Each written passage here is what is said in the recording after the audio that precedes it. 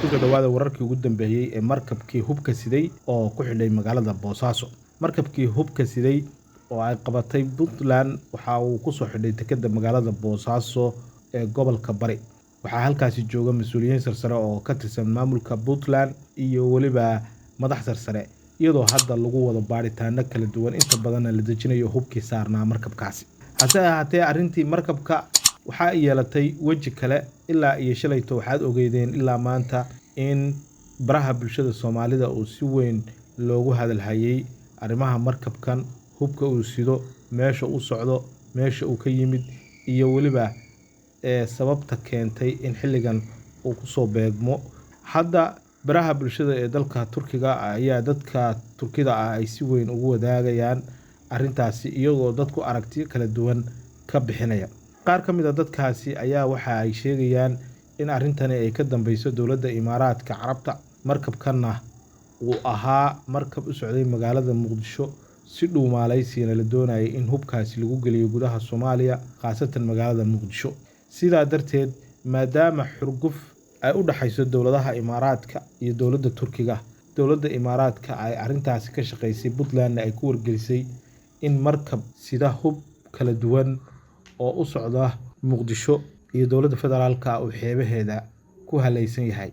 Sidaas daraaddeed waxay eedda saarayaan hadda dadka Turkida ah ee arrintani ka hadlaya Siciid Cabdullaahi Deni iyo dowladda Imaaraadka oo ay leeyihiin waa ay ku daaban tahay. Mid ka mid ah dadkaasi ayaa waxa uu ku taliyay in la duqeeyo garoonka diyaaradaha ee magaalada Boosaaso iyo waliba dekedda magaalada Boosaaso, oo tallaabadaasi ay si dhaqso ah u qaado dowladda dalka Turkiga. Qaar kale iyaguna waxa ay ku sheegayaan Siciid Cabdullaahi Deni inuu yahay nin, waxayna sheegayaan in qabqablaha dagaal ee Siciid Cabdullaahi Deni waa sida iyagu leeyihiin in qabqablaha dagaal ee Siciid Cabdullaahi Deni uu qafaashay markab hub u siday saanad military ciidamada Turkiga ee Muqdisho jooga iyo ciidamada Soomaalida ee Turkiga uu tababaro.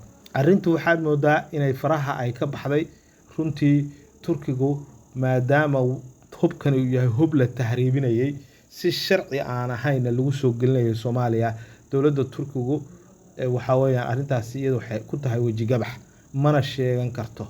Hase ahaatee si hoose oo diblomaasiyadeed oo maaragtay daah gadaashiisa ah ayaa laga yaabaa arrintan in ay ula macaamisho maamulka Puntland iyo madaxda Puntland.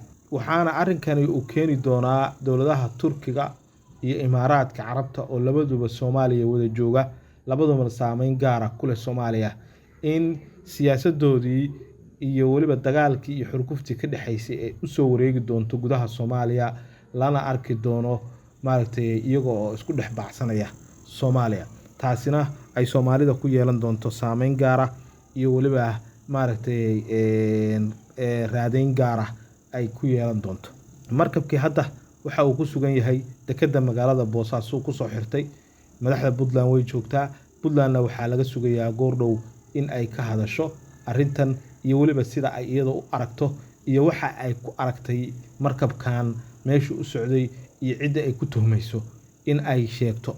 Xaaladdu marba marka ka dambeysa way iska soo daba dhacaysaa, iyadoo marba ay soo baxayaan xogo hor leh iyo waliba arrimo hore aan loo ogeyn.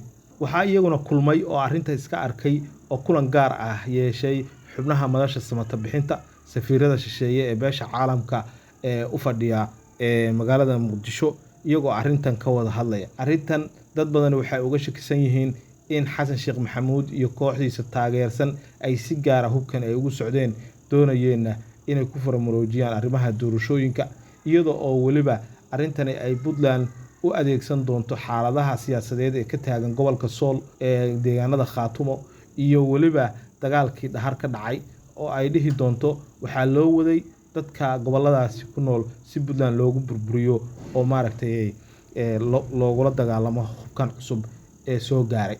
Waa arki doonaa arrintu meesha ay cagta dhigto iyo halka ay saldhigato. Fadlan nala soco oo mar walba isha ku hay Rasmi Radio. Waa mahadsantihiin. Barnaamijka like gareeya, channelkana subscribe gareeya, noona share gareeya si uu dad badan u gaaro. mahadsanidin.